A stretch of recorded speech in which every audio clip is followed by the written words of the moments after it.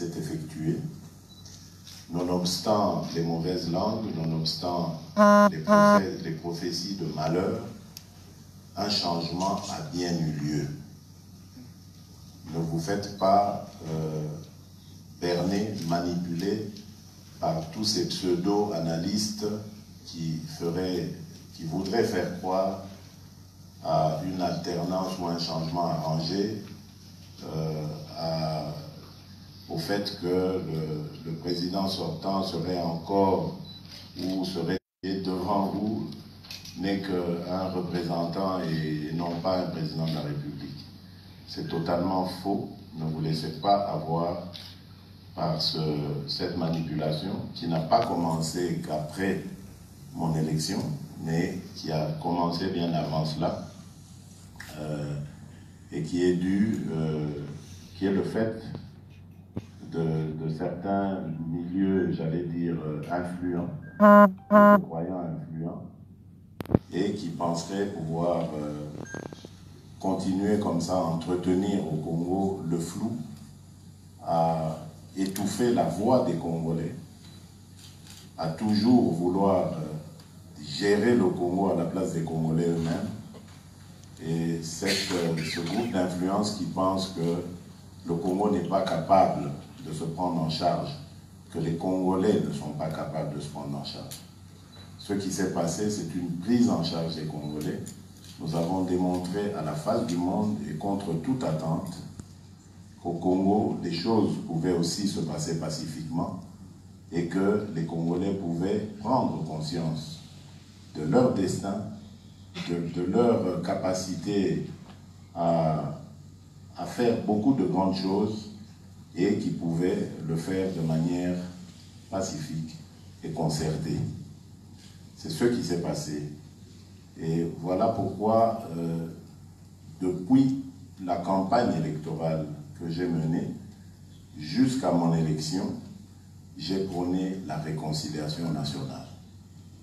Celle-ci est nécessaire. Je comprends qu'il y ait des gens qui aient besoin de régler des comptes, parce que les frustrations sont grandes. Et moi qui vous parle ici, je ne suis pas exempt de frustration.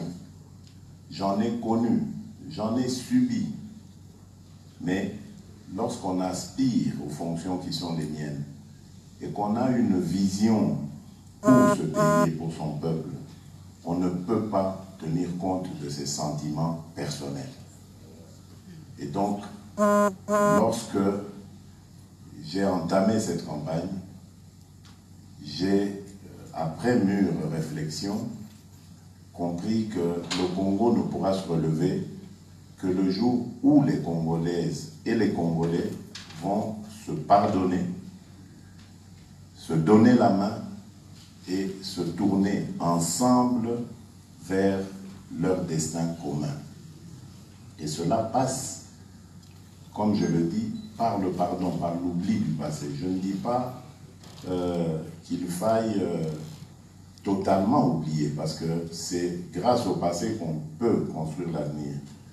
Mais je dis simplement que nos querelles du passé, nos guerres, qu'elles soient tribales, qu'elles soient politiques, n'ont contribué qu'à ruiner notre pays. Essayons maintenant l'autre volet des choses, ce que mon mentor, mon leader, celui chez qui j'ai tout appris, le défunt président Étienne Tshisekedi m'a appris, c'est l'amour du Congo et du Congolais. Essayons ça.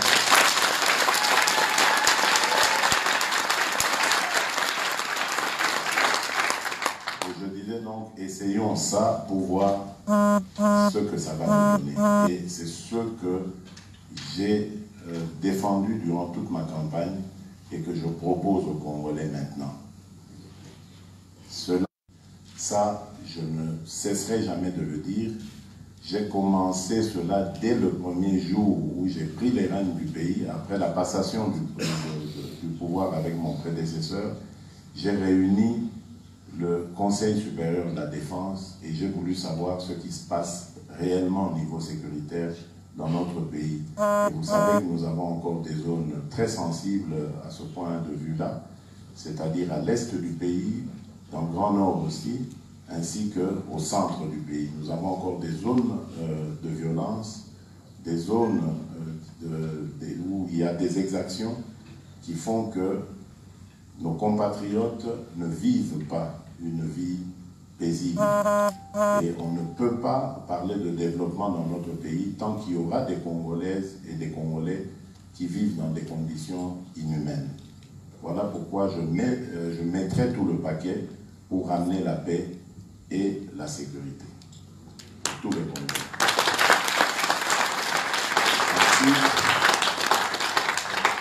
Ensuite, nous allons commencer, c'est pour très bientôt, l'œuvre de l'instauration d'un état de droit. Nous en avons besoin si nous voulons parler demain d'un Congo nouveau. Nous devons instaurer la loi et la respecter par tout le monde. Un état de droit, c'est un état où tout le monde, à commencer par le premier des citoyens, se soumet à la loi.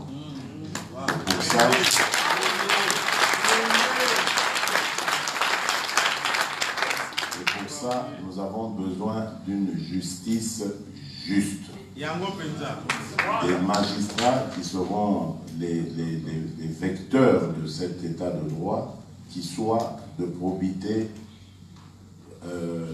avérée. Et nous avons besoin d'une administration qui fonctionne comme il se doit. Une administration débarrassée de corruption et de bien d'autres antivaleurs comme nous les avons connues dans notre pays. C'est ça, c'est ça.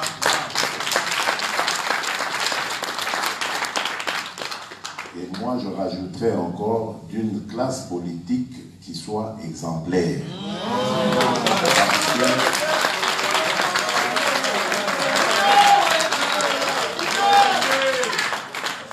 Parce qu'il y a ces jours derniers des scènes auxquelles j'ai assisté et qui m'ont totalement révolté.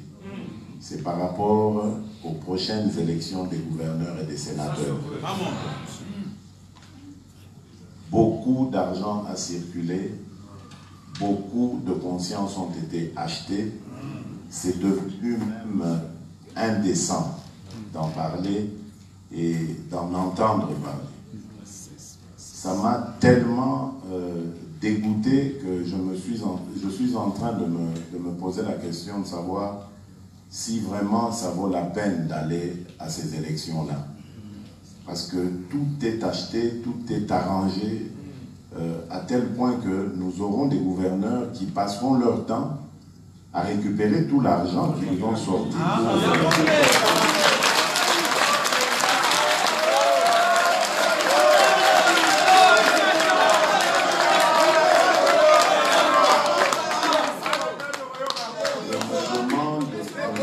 Je me demande comment on peut demain lutter contre la corruption, contre les antivaleurs, comme l'impunité, le tribalisme, la concussion, la gabegie, la mauvaise gouvernance. Comment on va faire avec des gens qui, dès le départ, seront porteurs de ces mauvaises habitudes que nous allons combattre. Donc c'est très très difficile. Je suis en train de réfléchir sur une invitation à lancer à toute cette classe politique, à réviser un peu notre mode,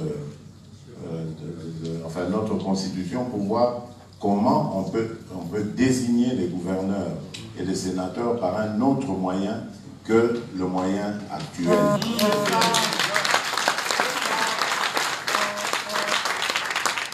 Et donc ça fera partie vraiment de mon combat. Il n'est absolument pas question de continuer à vivre comme ça. C'est à cause justement de ce genre de méthode que notre pays a été ruiné complètement. Et donc il faut vraiment mettre fin à ça. Nous allons nous attaquer très fermement à ces choses-là. Alors, très vite, dans les jours qui viennent, nous aurons un gouvernement, comme vous le savez. J'ai entendu beaucoup de spéculations, mais vous devez comprendre qu'il s'est passé non seulement une élection présidentielle, mais il y a eu aussi des législatives au niveau national et provincial. Et donc, ces législatives ont donné ce qu'elles ont donné. On peut en faire les commentaires qu'on veut, mais est-il que, bon, il y a une majorité ou un groupe qui prétend être cette majorité. On attend évidemment de l'identifier comme il se doit pour confirmer que c'est bien cette majorité-là. Ensuite, nous irons dans des discussions politiques, puisque le président que je suis n'acceptera pas d'être juste un président qui règne, mais qui ne gouverne pas.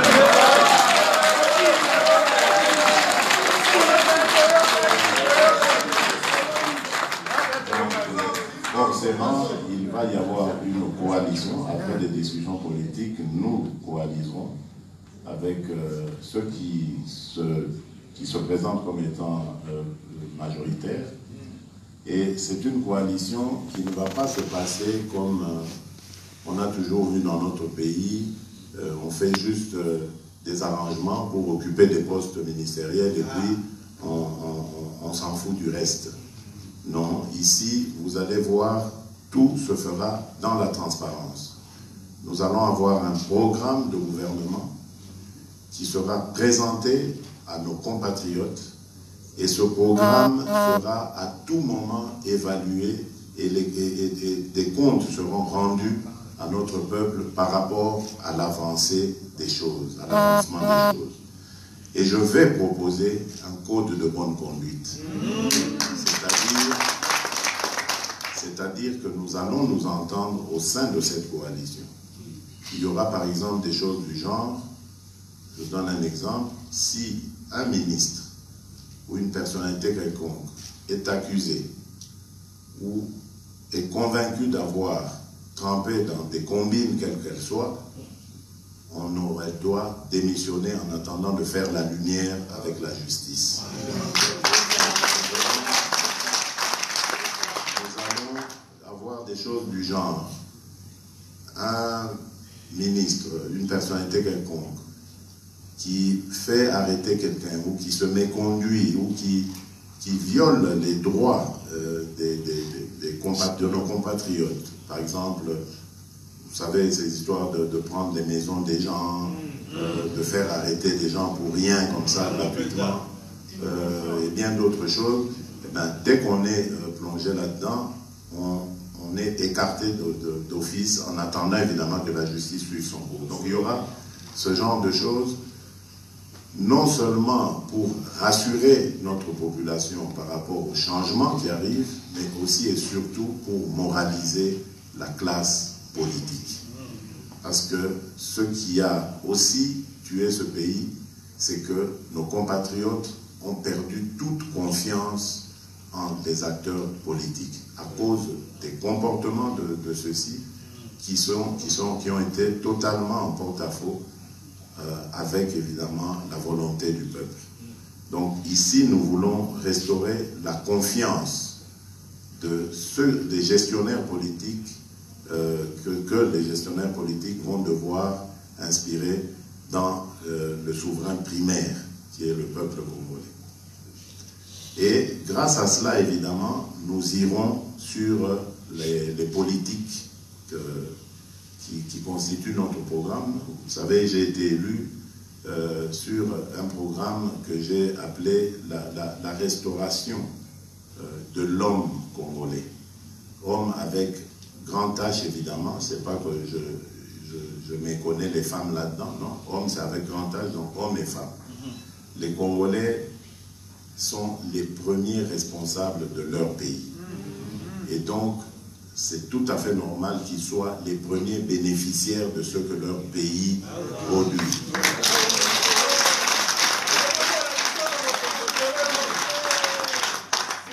Nous en avons assez de voir les Congolais être de plus en plus pauvres, tandis que d'autres viennent s'enrichir grâce à notre pays et deviennent de plus en plus riches. Nous ne sommes pas racistes, nous ne sommes pas totalement contre la présence étrangère chez nous, mais nous sommes simplement pour l'équité. Nous sommes propriétaires de ce pays regorge de beaucoup de potentialités et c'est la moindre des choses que de vouloir à ce que le produit de ces potentialités bénéficie d'abord aux filles et aux fils de ce pays. Amen. Ensuite, nous allons mettre les conditions les plus attrayantes qui soient afin que, évidemment, ceux qui vont venir dans notre pays avec de bonnes intentions, celles d'investir et de créer de l'emploi, parce que nous n'allons plus nous arrêter à simplement l'extraction des minerais et puis son envoi à l'extérieur, à l'étranger, mais nous allons demander aux investisseurs de créer aussi des industries de transformation chez nous. Cela permettra évidemment de faire de la valeur ajoutée et de créer, surtout de créer des emplois, de rentrer beaucoup d'argent dans notre pays.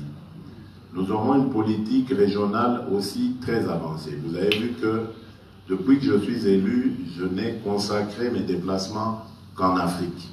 C'est parce que j'ai beaucoup d'attachement à mon continent et beaucoup de projets par rapport à cela.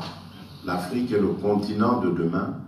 Je pense que pour cela, il faut que nous, Africains, commencions d'abord par nous donner la main et qu'on travaille les uns avec les autres.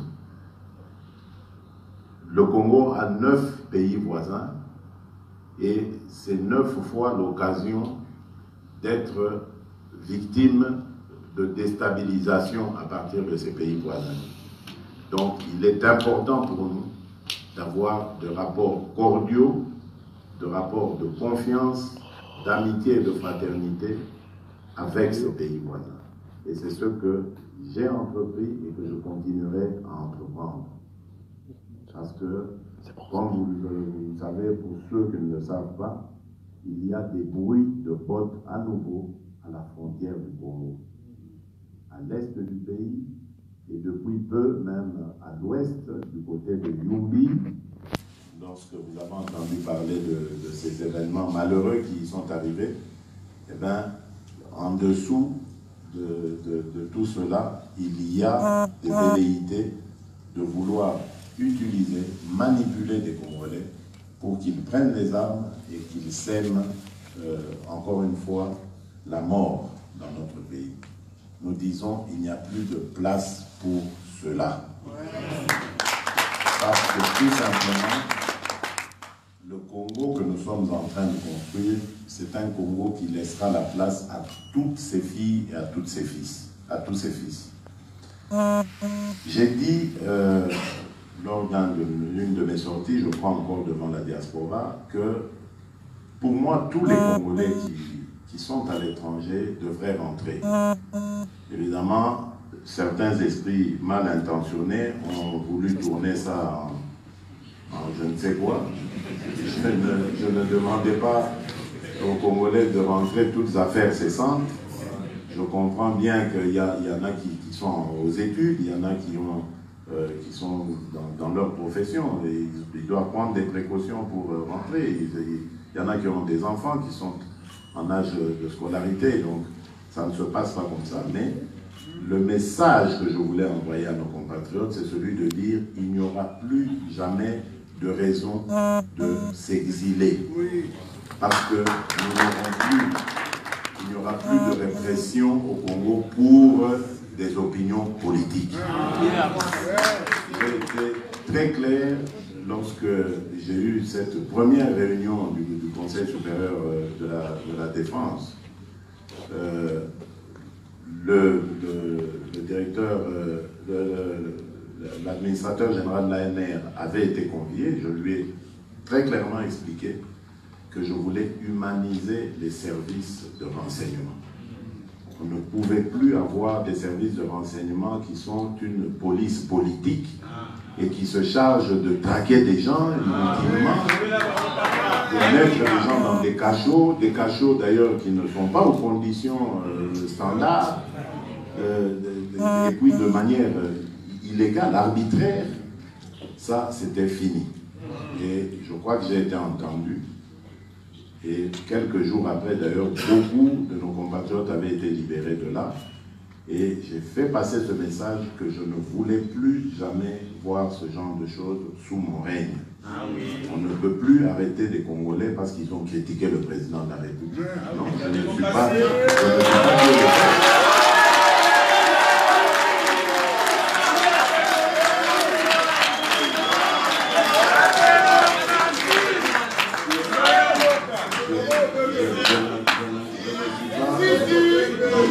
Je ne suis pas Dieu le Père, et même Dieu le Père, il y a des gens...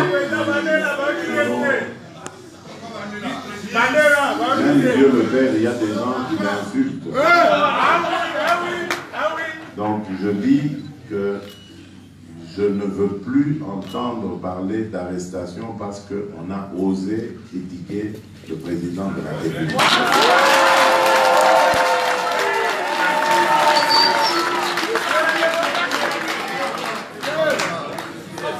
Je suis un individu comme tout le monde. J'ai été élu par les compatriotes, mais je suis conscient, bien conscient qu'il y en a d'autres qui n'ont pas voté pour moi. Et donc, je ne peux pas commencer à discriminer mes compatriotes.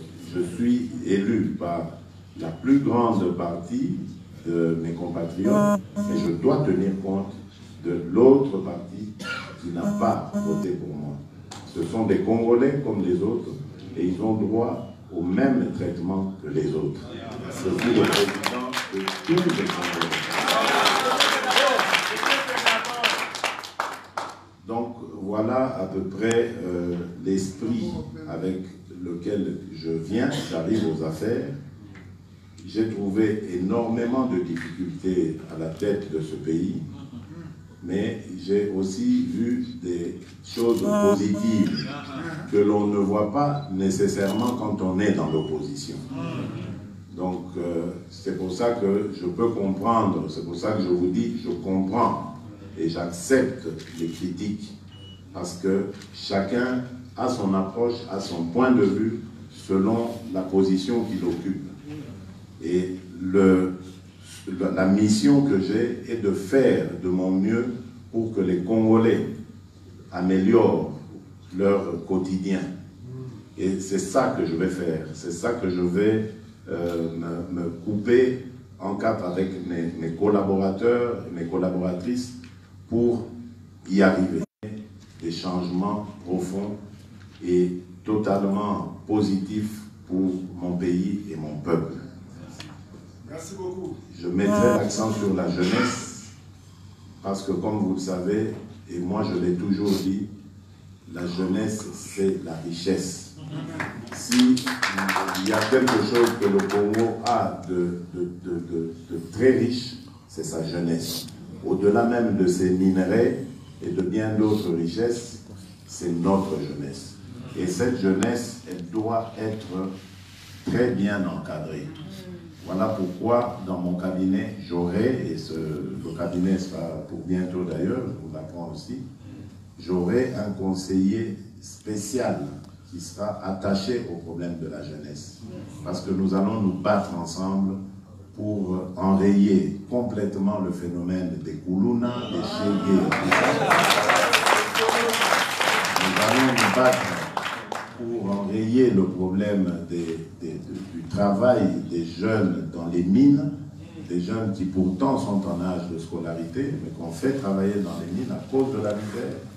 Nous allons nous battre ensemble pour mettre fin au problème des mariages précoces. On ne peut plus voir des enfants de 12 ans, 13 ans être donnés comme ça par leur famille en mariage, alors qu'elles ont encore l'âge d'aller à l'école et de se former. Donc il y a plein de problèmes qui touchent à notre jeunesse. Il y a celui de l'emploi après les études. Il y a même celui des études, l'encadrement pendant qu'ils seront aux études. Pour quelle éducation, pour quel enseignement? Notre jeunesse, c'est notre richesse, c'est notre avenir, c'est notre pays demain. Et donc si on ne la prépare pas aujourd'hui, on peut bien imaginer la catastrophe que nous risquons ou les générations futures vont vivre demain. Donc ce sera vraiment un point sur lequel je m'attarderai, en même temps que celui, évidemment, des femmes, de la violence faite aux femmes, du rôle de la femme qu'il faut beaucoup promouvoir. Nos mamans sont des personnes extraordinaires parce que durant toutes ces années difficiles, elles sont devenues silencieusement, sans faire trop de bruit, les véritables chefs de ménage. Et donc, ça s'est fait de manière assez brutale comme ça, assez accidentelle, à cause évidemment de la crise, des préjugés que l'on a sur les uns et sur les autres, contre les divisions inutiles, alors que nous avons un pays magnifique, où il y a de la place pour tout le monde, un pays qui ne demande qu'à offrir ce qu'il a de plus beau à ses compatriotes et même au-delà, à nos frères africains et même à nos amis du monde qui viendraient évidemment dans l'esprit de vouloir construire avec nous ce Congo, ce beau Congo qui nous a été légué par nos ancêtres. Voilà, mesdames, messieurs, monsieur l'ambassadeur, monsieur le président de la communauté congolaise, chers compatriotes, ce que j'avais à vous dire, et je vous remercie. On va donner la parole donc à deux personnes, je pense, parce qu'on n'a plus beaucoup de temps. Un homme, une femme, peut-être un jeune ou une jeune, troisième personne. On n'a rien préparé.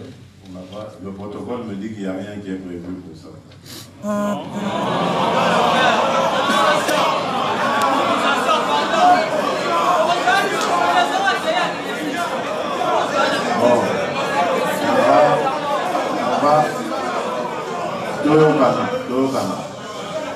On va donner la parole. Je rends la parole au président de la communauté congolaise.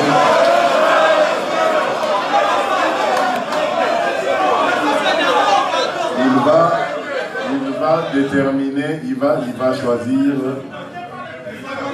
les trois personnes.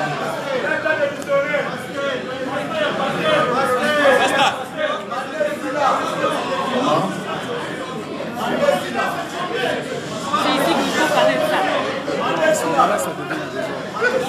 Bon, mandat ici là, pour ça, ils ont l'élection, bon, mandat ici là.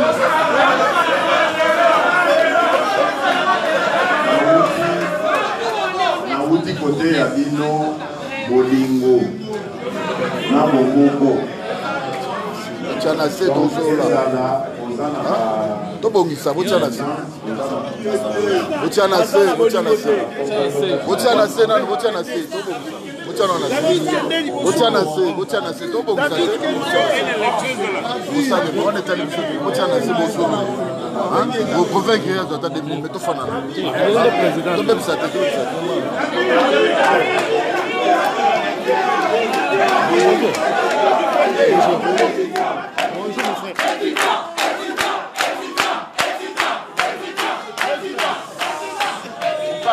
moi je parle pas, je parle pas. Le président d'abord.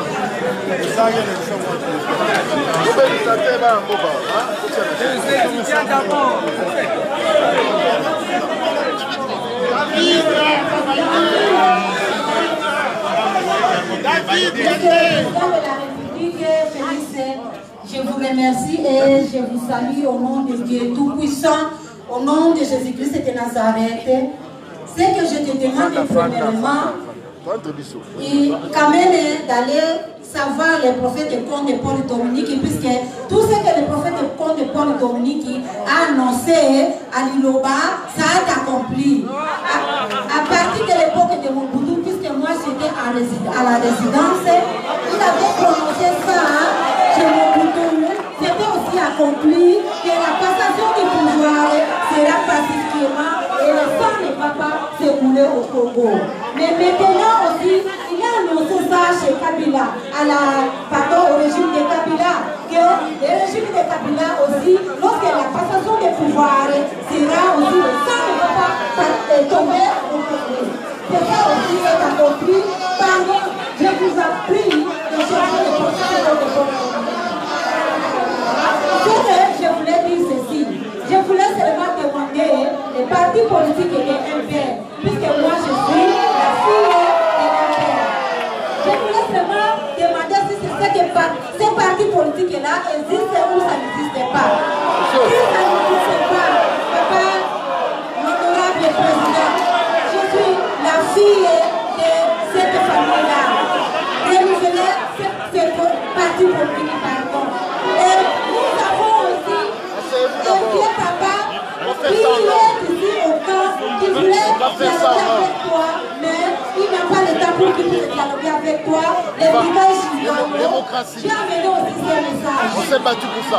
Puisque démocratie il est ici en Namibie. Voilà même les Américains. Et c'est Tony. C'est là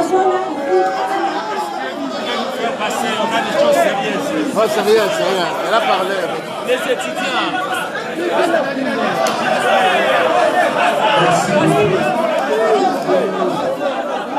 S'il vous plaît, s'il vous plaît. Je peux passer.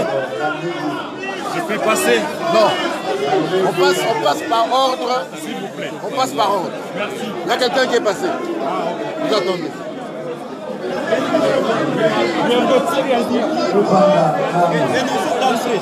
So, let's down. Donc, passez, il faut d'abord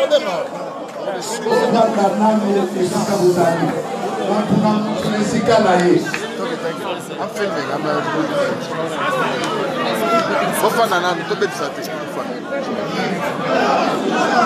It's okay, it's okay, it's okay. We get them under control, it's okay. There won't be anything bad.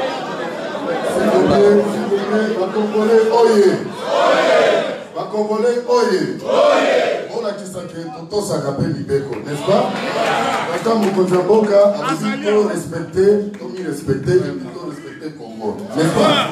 Voilà. Alors, ceux qui connaissent qui n'ont Kimia Nyoso, Motumoko, Mokonzamboka sa parole, ou bien la Toumi Balé, on a la matière de thé. Alors, on doit, à défaut, Tokokata, oh papa Mokonzamboka, Moussala, Missoufi, Moussala. Dis Daniel. Dis Daniel.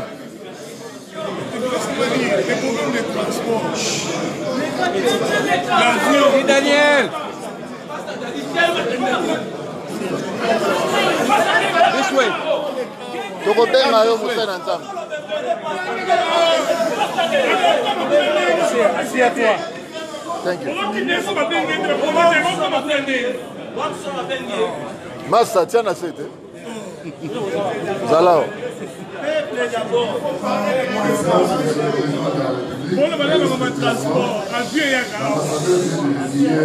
Membre de médecins parmi la communauté qui puisse poser une question. Monsieur le représentant des médecins.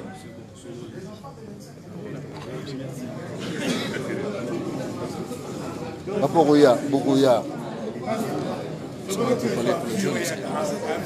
Massa tiana c'était tout un peu comme autre. Tout un beau. Pas ça poser. Tout un pays, tout ça boulot. Je suis président de la République démocratique du Congo. Je me nomme Dr Didier Bassila Fayefi. Je suis le représentant des médecins congolais installés en Namibie. Et on est une bonne communauté. Ici, les médecins peuvent se mettre debout pour que le président vous voie, ainsi que les infirmiers qui sont ici. Collègues, mettez-vous debout que le président vous voie. Voilà. Ce sont les médecins congolais qui sont installés ici en Namibie. Évidemment, nous voulons vous remercier, vous féliciter de votre élection. Voilà, nous sommes aussi reconnaissants que vous soyez parmi nous aujourd'hui. Nous avons des défis qui sont les nôtres ici. Vous savez, nous avons été ici et que tout ce que le représentant des Congolais a dit en général, mais nous avons aussi justement quelques particularités à ce qui concerne la profession. Nous, les médecins congolais, installés en Namibie, nous sommes très disposés à venir vous porter main forte avec notre expertise que nous avons acquis ici en Namibie, pendant toutes ces années que nous avons été ici, pour élever le niveau de santé dans notre pays. Voilà. Il y a un mémorandum que nous avons écrit, que nous avons donné ici, vous allez parcourir à votre moment. Nous voulons aussi, n'est-ce pas, pour terminer, juste vous recommander une chose. Bien avant ça, nous sommes très fiers de vous, d'apprendre que depuis l'époque du premier président, M. Joseph Kasavubu, que vous soyez le premier président qui rembourse les frais d'émission au Trésor public, c'est très impressionnant et nous sommes très fiers. Nous avons entendu votre discours et vous avez parlé comme si vous êtes l'un de nous. Toutes les lignes que vous avez tracées, ça nous va droit au cœur et nous vous faisons totalement confiance. Nous allons vous aider dans la mesure du possible dans ces cas-là. Voilà. La dernière chose, c'est que dans ce pays où nous vivons, nous sommes tranquilles. Pourquoi? Parce que c'est un pays qui se bat pour l'état de droit. Ici, il n'y a pas beaucoup d'arbitraires, comme vous allez souligner. Et nous vous suggérons, dans toutes les tractations politiques dans la formation du gouvernement au Congo, nous vous suggérons de ne pas manquer un ministère, le ministère de la Justice. Monsieur le Président, prenez ce ministère-là dans vos charges. La justice élève la nation. Si vous avez la justice, vous avez le contrôle de la nation. Ne ratez pas ça. Laissez l'économie, laissez tout ce qu'ils veulent prendre. Prenez la justice, parce que la justice met l'ordre. Et avec ça, vous allez gagner votre part. Nous vous remercions.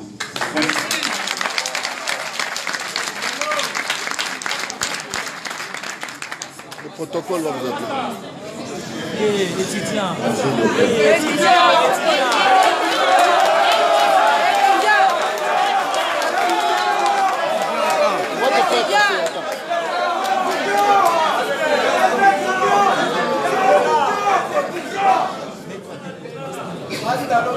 Monsieur le Président,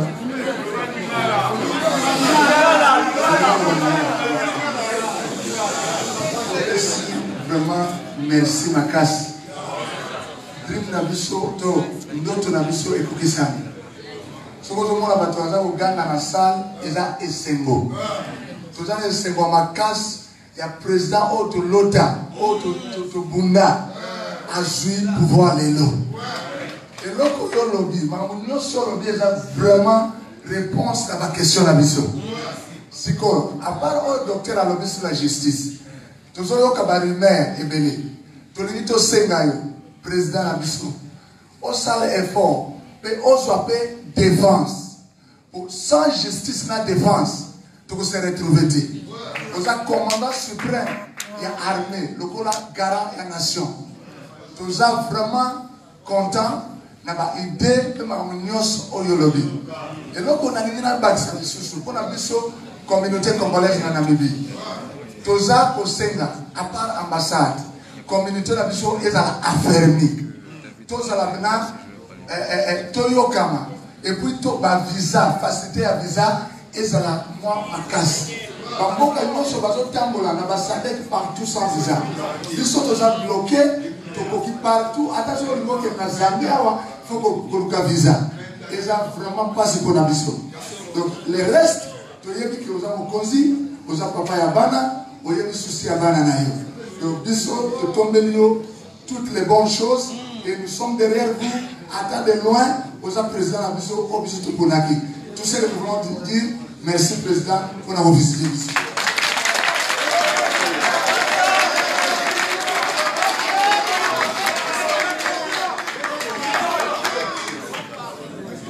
Étudiants.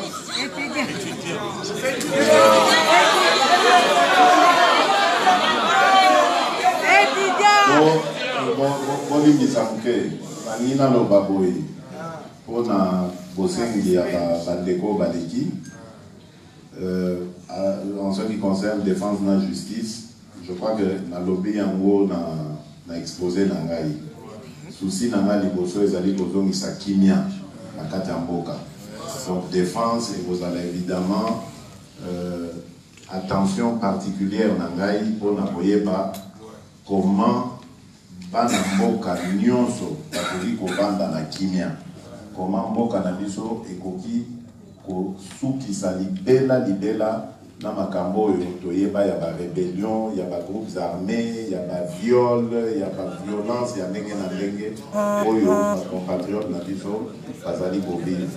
Non, il n'y a pas que ba Rwandais. Les gens, par point de vue, tout le monde attend aux en opposition, tous je vous dis que tous même n'a pas n'ambo cannabis qui font ce genre de choses. Il y a aussi des Congolais basana Kadion. Et c'est ça qui est triste.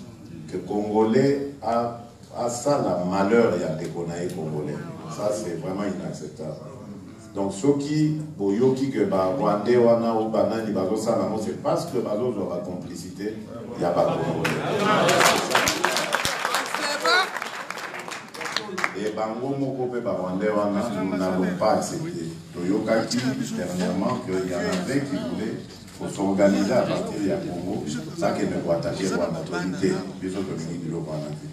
Donc olingi biloko wana bokende kolukela ngo côté mosusu matuka na Congo ya biso te tolingi po déstabiliser mboka papaya te tolingi pe mboka papaya et déstabiliser avant oboya moninga salo eloko yo banana no oboya kosala eya. Voilà, c'est ça que alors likambo mosusu oya justice, lutte contre la corruption, lutte contre l'anti-valeur, anti-valeur lokola ya ba tribalisme, anti-valeur lokola ya ba impunité wana, moto ayibi, bando sale eloko te po azande